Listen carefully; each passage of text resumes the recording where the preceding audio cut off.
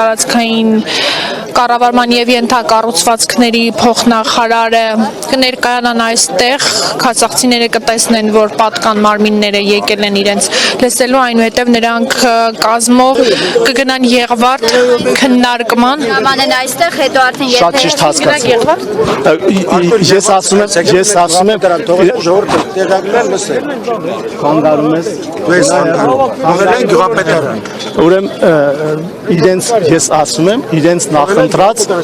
բոլոր տեղերին մենք համաձայն ենք։ Իրենք քասախ չեն ուզի, այդանք Եղվարդ։ Կուզեն կառավարություն, կուզեն, չգիտեմ, ուր կուզեն, մարզպետարան, ուր կուզեն։ Ճանապարհը փակ է պահելու,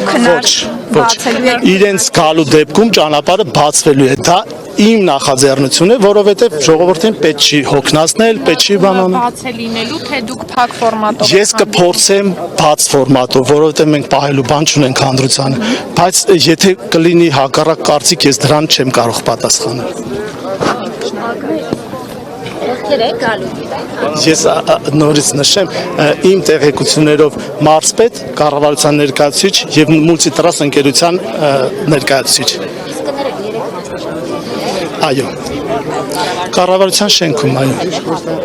Ճիշտ ասած ազգանունները այս պահին ես գրել էի մոտ, ուղղակի այս պահին չունեմ այդ գրածները։ Մոտավորապես